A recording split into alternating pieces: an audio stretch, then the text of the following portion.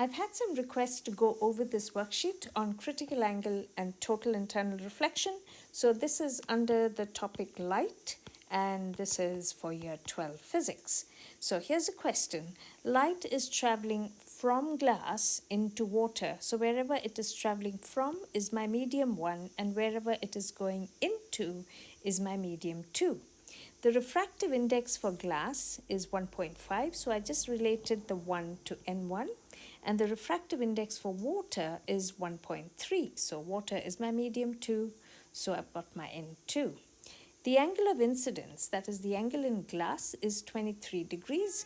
What is the angle of refraction in the water? So I've just used N1 sine theta 1 equals N2 sine theta 2, and substituting N1 sine theta 1 is N2, and we don't know this angle. So I've just made sine theta 2 the subject of the formula, so the 1.3 goes down there. And how do you get theta 2? By finding sine inverse of that.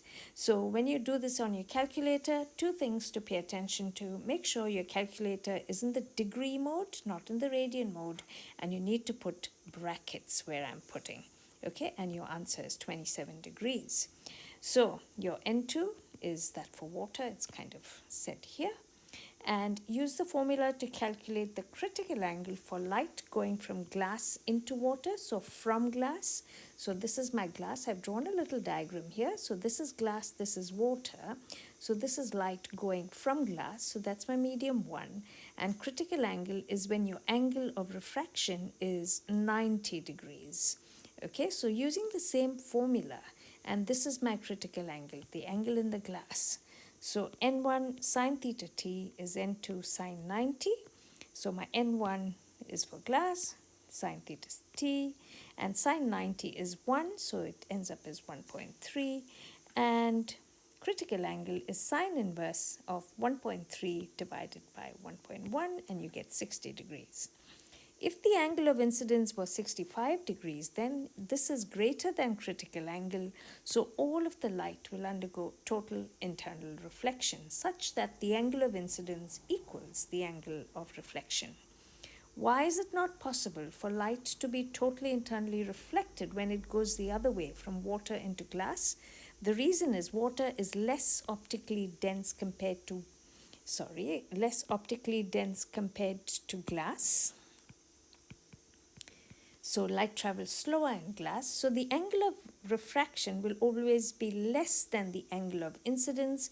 So you're never going to get the angle of refraction as 90 degrees, which you need for critical angle. It'll always be less than the angle of incidence.